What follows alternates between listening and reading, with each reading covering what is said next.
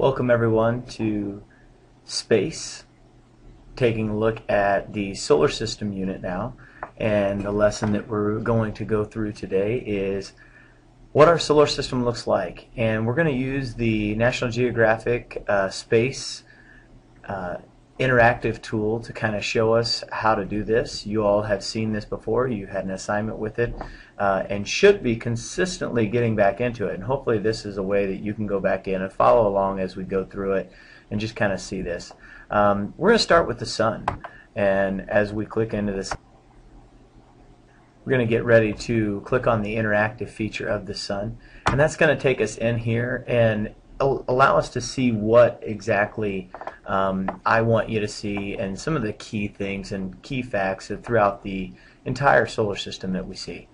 When we take a look at the sun, you're going to notice that it does rotate just like all the other planets. Everything else, it spins on an axis, and again, the axis is the imaginary line that runs from the north to the south pole. Our sun is about 333,000 times the mass of the Earth. It is enormous. It makes up 99.9 or 9.8%, depending on which scientist and astronomer you talk to. It makes up that much percentage of the mass of the entire solar system. So if you combine all the planets, all the asteroids, everything that has mass, has weight, it would only account for a 0.1 or 0.2%. The sun accounts for the rest of the mass of our solar system, which is quite a bit. Obviously, you can take a look at the surface temperature is around 10,000 degrees Fahrenheit. It's obviously much warmer than that in the center as you get closer to it.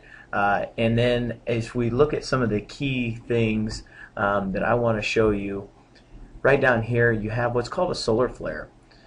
Solar flares are violent explosions from the sun, and these cause these electromagnetic energy pulses that send out through space, and they can occasionally hit us.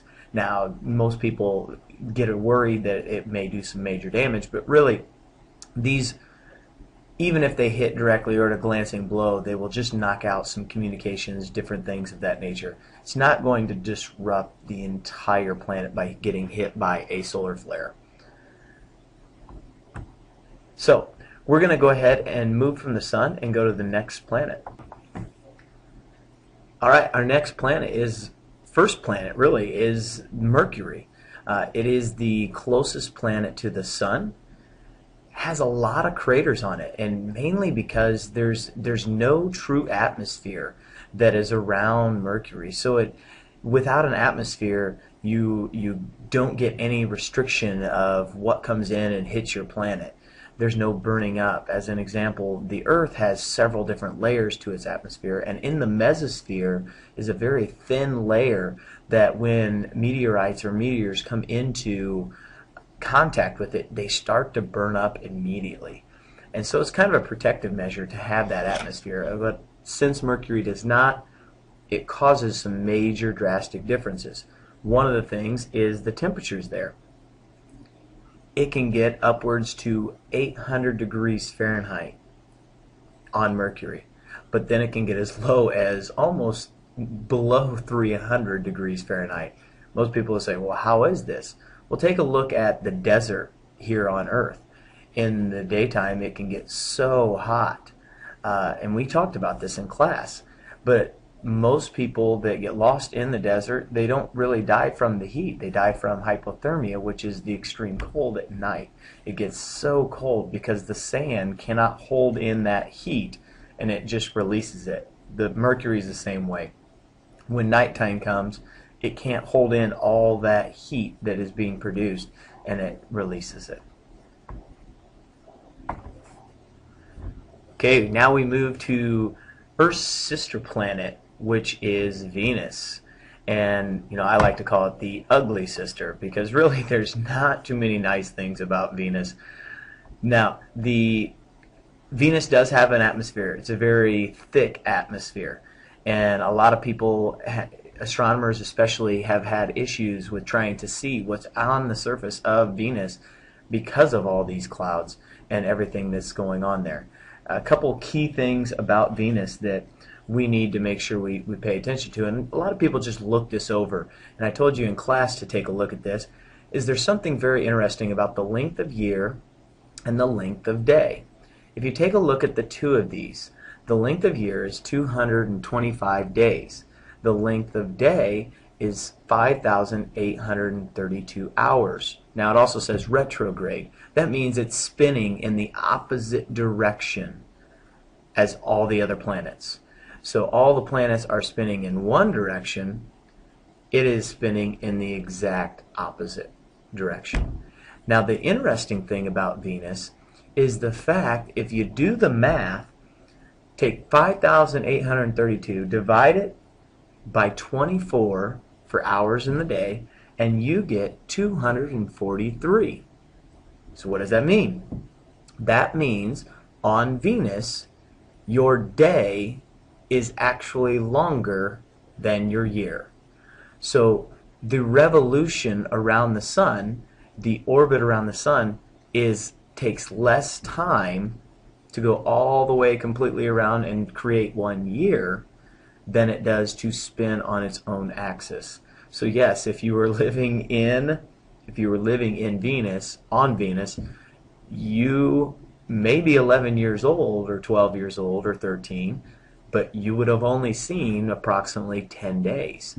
You will not see as many days as you will years, which is quite interesting because of the way of spin. Now there's a lot of theories, and when we get into cosmology we can talk about those things. A lot of theories, and one of the theories is that maybe Venus was hit at some time by a major crater. The other theory is that the magnetic poles just shifted and changed. And some scientists believe, and astronomers believe, that maybe this would happen to the Earth someday. Now, of course, we're going to skip past Earth because we all know Earth. And we're doing Google Earth and Mars comparison right now. So we should be having a good understanding of what is going on with Earth and Mars. Okay, now we will talk a little bit about Mars, even though we are doing the Mars-Earth comparison right now. A couple things I do want to point out for you is on Mars, the temperatures do range from 125 degrees below Fahrenheit to 23 degrees Fahrenheit. So typically speaking, on a warmer range, it is possible for humans to be on Mars, because really those two drastic differences are, yes, it is cold, but it's not so cold that human life from Earth could exist there or spend some time there. Some other key things, their day is very similar to ours, and that's why a lot of astronomers, a lot of scientists are thinking, well, this is maybe an option, a choice for us to try to venture out to see if we can colonize, since space is the final frontier. The day itself is only off by about 37 minutes. It's about 37 minutes longer, so it's like 24 hours and 37 minutes. So really our day would be the same. The year would be totally different. The year would be almost twice as long. The orbit around the sun is even longer and elongated than our Earth. Earth is 365 and a quarter. This one, Mars, is about 687 some days. Key things, they do have polar ice caps. So that is leading scientists to believe that there was possibility of water at some time, or if we could figure out a way to terraform, which means warm the place up and get it habitable, then maybe water could flow once again. So these are all speculation. Of course, we have to get there and observe it a little bit more in person, I believe, before we can get a true understanding. We also know that the largest volcano, as many of you have already researched, Olympus Mons, is found on Mars. And no, we have not found any little green men other than the little green men you find on Google Earth. Now we get into the big boys, the giant, the Jupiter. Jupiter is the largest planet that we have, and is mainly of hydrogen and helium. You're going to hear me say Jovian quite a bit. Jovian just basically means it is a gas planet. Gases are mixed, and they form all this gas, and we will talk about how the gas collects and builds and builds and builds as we get into the idea of the life cycle of a star. A lot of scientists believe that, you know, this Jovian planet is a failed star. What that means is it just did not get big enough to take off and become a self-sustaining ball of energy like our sun is, and it just kind of falls in on itself and creates this Jovian planet of gas. Now, if we take a look at a few things, obviously we see that the length of day is 9 hours and 56 minutes, almost about 10 hours, and that's a full rotation. Length of year is somewhere around 4,331 days. This planet is moving so rapidly. All the winds on it obviously have created these striations, these different zones, as you could see, like the equatorial zone, one of the more stable regions. We also see some of the other things as we rotate this a little bit more. Let me rotate it, and so we can get to the eye. And the great eye, as we stop it on here, the great red spot, also I call it the great eye, is a huge storm that, you know, it's been around for about 400 some years, some astronomers believe, and it is very much like a hurricane here on Earth. The only difference is the wind speeds are much stronger, and it moves at a counterclockwise measure. And as it says here in the notes, it takes about 6 days for a complete rotation of the great red spot. One of the things I did want to touch on about Jupiter is its moons. There are about 63 known moons, and really there are the big four. Europa, which is an ice planet, striated with ice, that scientists believe there could be some kind of bacterial growth that is beneath that frozen tundra of the entire planet. You have Callisto and Ganymede, which Ganymede is a giant. Ganymede would actually be considered a planet if it didn't orbit Jupiter and orbited Earth, because it's bigger than Mercury. Then you have the most volcanic Io, which Io is constantly erupting and changing the surface feature of itself over and over and over again.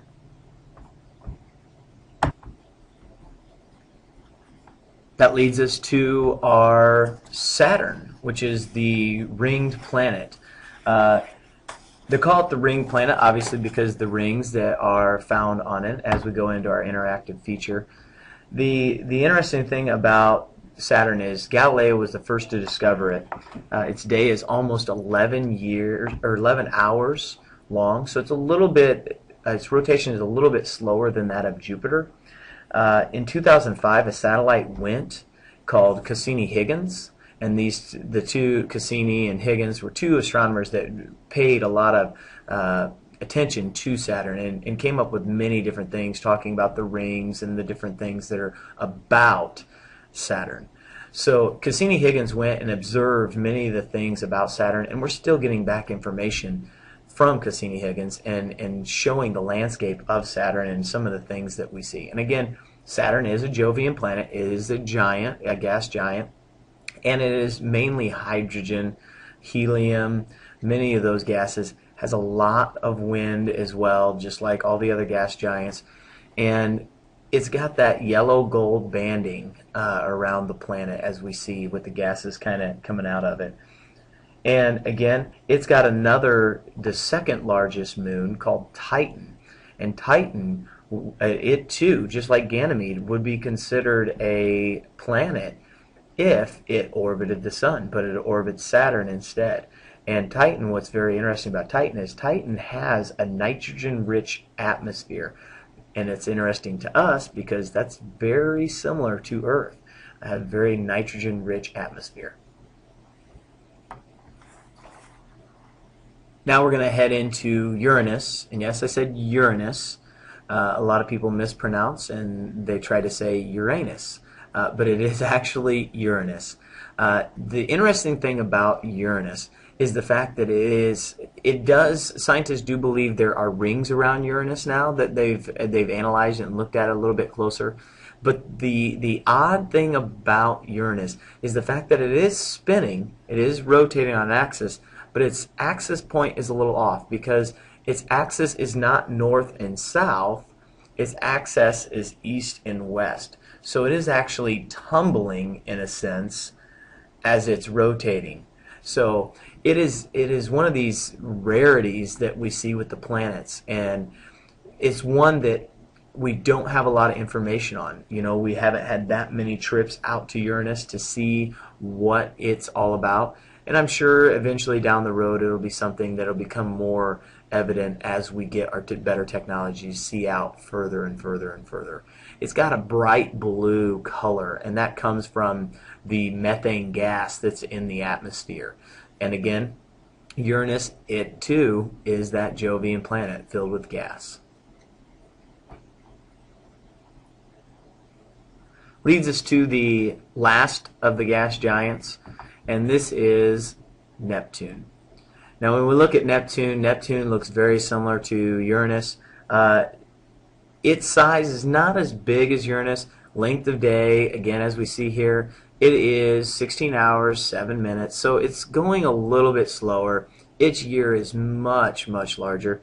The interesting thing about Neptune is it's got a very elliptical orbit that causes a chance for Pluto to actually pass in front, and we'll talk about that when we get to Pluto next. One of the interesting things about Neptune is that its rings are like dust grains, so you barely see Neptune's rings, and you see this grain that's around it. The other interesting thing that pointed out inside of the information that was given is Neptune also has a storm on it as well, and this storm is called the Great Dark Spot. The wind speeds there can get up to 750 miles per hour, and put that in comparison, the strongest tornado winds somewhere around the upwards of 300. So we're talking double the strength of a tornado on Neptune.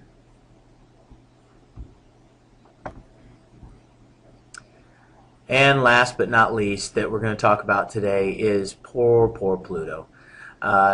Pluto was considered a planet for many, many years, was considered the 9th planet. And in actuality, it just as I mentioned in Neptune, there's a few times that it does cross in front of Neptune. So it's not the last planet, it's the 8th planet in some instances. But in 2006, the Astronomical Organization, they downgraded Pluto to a dwarf planet, along with some of the others, Aries, Ceres. The problem was, you know, it's kind of an insult to poor Pluto, the fact that, you know, just in 1999 was the last time that it crossed over, and it now became the furthest planet from us. And then, of course, in 2006, they slam it with the dwarf planet status. So it's kind of adding an insult to injury there, as it just kind of keeps going away from us for another 220 some years. And then eventually it'll cross back in front of Neptune and won't be the furthest out. So Neptune and Pluto, like I said, have these orbits. Pluto, it is a dwarf planet, but still it's in our hearts as a full planet. That does it for this Space Unit Solar System lesson. Again, it's one of those things that I would like you to keep into and take a look at National Geographic, jot some things down on that Word document, so that way we can really discuss in further detail some of the important aspects of it. So keep on it. Good luck.